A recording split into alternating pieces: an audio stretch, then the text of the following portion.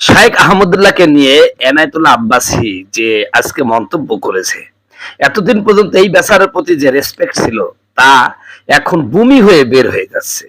এনায়েতুল্লাহ আব্বাসী টকশই করে যে জনপ্রিয়তা অর্জন করেছে, আজকে শাইখ আহমদুল্লাহকে নিয়ে যে মন্তব্য করেছে তার সমস্ত অর্জন আজকে বিসর্জনে পরিণত হয়ে গেছে। প্রিয় ভাইরা আমার, এই বক্তব্য শুনলে একজন সুস্থ মানুষ কখনোই এনায়েতুল আব্বাসীকে বর্তমান সুস্থ মানুষ মনে করতে পারে না, এবং তার রুচির এত দুর্ভিক্ষ এবং তার মানে ফুরকানের জ্ঞান নেই। মানে একটা কথা হচ্ছে, বিবেক সম্পন্ন ব্যক্তির কথা আর পাগলের কথা মধ্যে কিন্তু অনেক ডিফারেন্স আছে, অনেক ডিস্টেন্স আছে। এখন আমি তাকে পাগল বলবো নাকি বিবেক আলা মানুষ বলবো, আমি কনফিউশনে পড়ে গেছি। শুনুন তার বক্তব্যটা।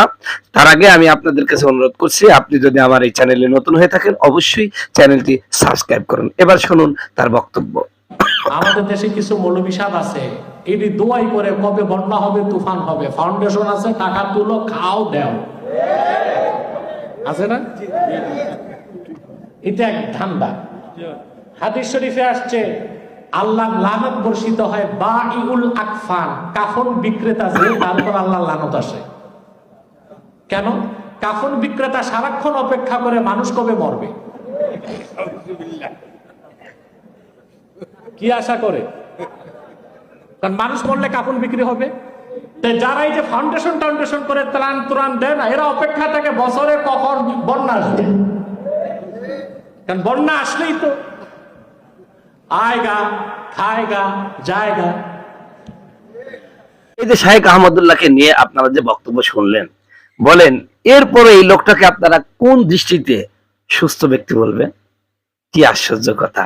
শাইখ আহমদুল্লাহরা এরকম লোক যারা আছে, যারা বিভিন্ন ফাউন্ডেশন খুলে বসে আছে, এরা নাকি সবসময় দোয়া করতে থাকে আল্লাহর কাছে, আল্লাহ কখন দুর্যোগ হবে, কখন আমরা বিভিন্ন জায়গা থেকে টাকা তুলবো আর ওই টাকা নিজ পকেট ভরবো, মানুষের একটু সহযোগিতা করবো। নাউজুবিল্লাহ। প্রিয় ভাইরা আমার, আমি ডক্টর এনায়েতুল্লাহ আব্বাসিক বলি, যদি আপনাকে আরো 100 বার জন্ম নিতে হয়, তাও এই শাইখ আহমদুল্লাহ মানুষের জন্য, অসহায় দুস্থ মানুষগুলো এবং পানিবন্দী মানুষের জন্য যা করেছে, আপনাকে যদি আরো 100 বার দুনিয়ায় পাঠানো হয়, তবু কি সম্ভব শাইখ আহমদুল্লাহর মতন এই খেদমত করার? আল্লাহ আপনাকে একদিকে বড় বানিয়েছে, তাকে আরেক দিকে বাড়িয়ে বানিয়েছেন।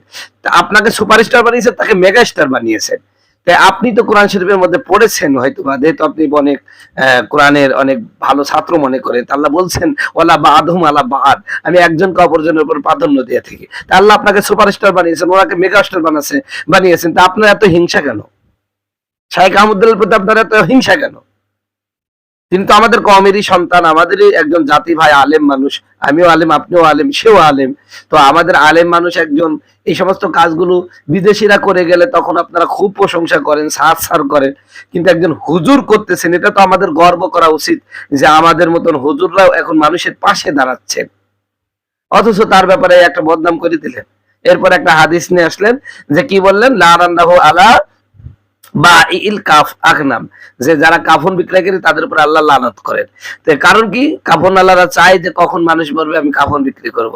তো ঠিক যারা বিভিন্ন ফাউন্ডেশন খুলে বসে আছে, তারা বাংলাদেশে দেশের মধ্যে বিভিন্ন দুর্যোগ হোক এটাই চান। যারা প্রকৃত মানুষ হয়, যারা প্রকৃত আল্লাহওয়ালা মানুষ হয়, কখনো তারা এটা চান না, কিন্তু আকস্মিক ভাবে আল্লাহ দিয়ে থাকেন। আর আল্লাহ পাক তো বলেনি যে মানুষকে আমি বড় আযাব দেওয়ার আগে ছোট আযাব দিই, যাতে করে মানুষ ফিরে আসে।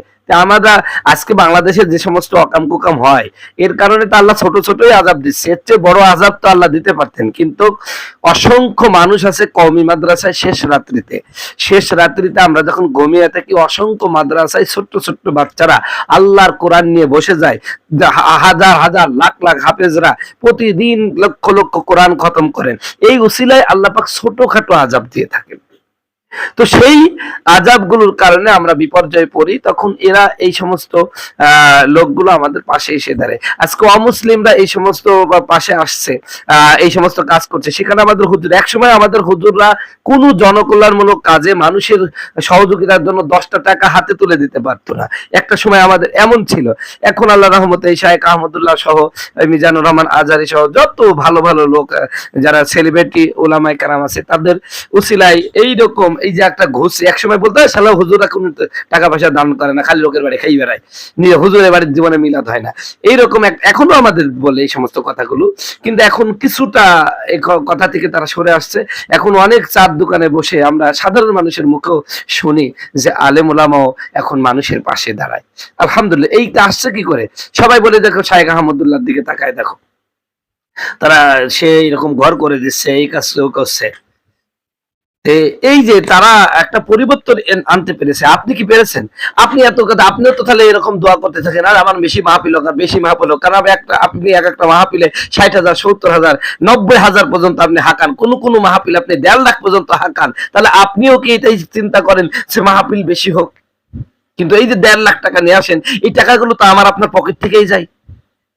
শাইখ আহমদুল্লাহ বিপদ হোক, ঠিক আছে, এই কারণে ওকে যেমন আমরা ডোনেট করি। আপনি যে 90,000 টাকা হাদিয়া নিয়ে 1 ঘন্টা ওয়াজ করে আসলেন, ওই 90,000 টাকা কার পকেটের থেকে আসছে? আমার আপনার পকেট থেকেই তো আসতেছে, আমাদের মতন গরিবের পকেট থেকেই তো যাচ্ছে।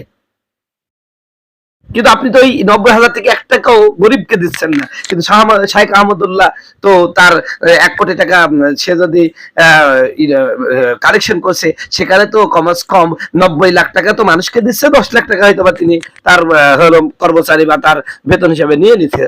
কিন্তু দিচ্ছেন তো, আপনি তো 1 টাকাও দিচ্ছেন না। তা আপনার চেয়ে তো সে ভালো, তাহলে আপনি এই কথা কেন বলেন?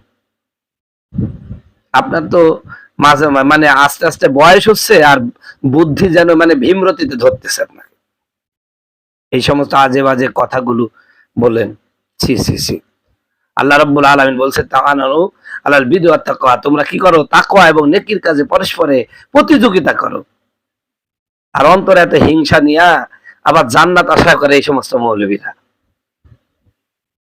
মানে দুই একটা টক শো করে জনপ্রিয়তা অর্জন করার পরে নিজেকে আর মানুষ মনে করছে না, কিবা হলাম, কিবা ছিলাম, কিবা হলাম, এক হাড়ি ধান চিঠেই পেলাম, এরকম মনে একটা অবস্থা।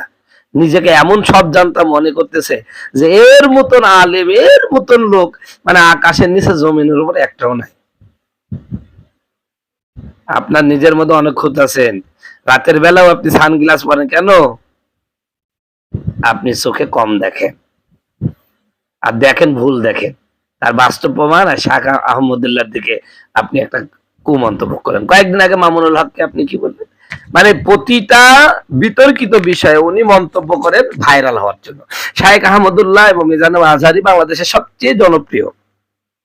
তো উনি চিন্তা করলেন যে আমাকে মানুষ তো ভুলে গেল রে শালা, আর প্রায় এই বন্যায় তো আমি তো 2 টাকা দিয়ে কাউকে সহযোগিতা করতে পারছি না।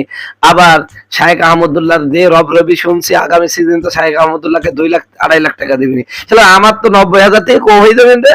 ঠিক তখনই আপনি কি করলেন? একটা শব্দ বোমা মারি দিলেন, দিয়ে কি করলেন? কাকে কি লাললেন? দেখলেন যে সেই শাইখ আহমদুল্লাহকে যদি আঘাত করি তাহলে আমি সস্তা জনপ্রিয়তা ধরে রাখতে পারবো। এই জন্য আপনি কি করলেন? সাথে সাথে তাকে অপমান করলেন। এই অপমান তো আপনি শাইখ আহমদুল্লাহ করেন নাই, এদেশের দাড়িওয়ালা টুপিওয়ালাকে সবাইকে করেছেন।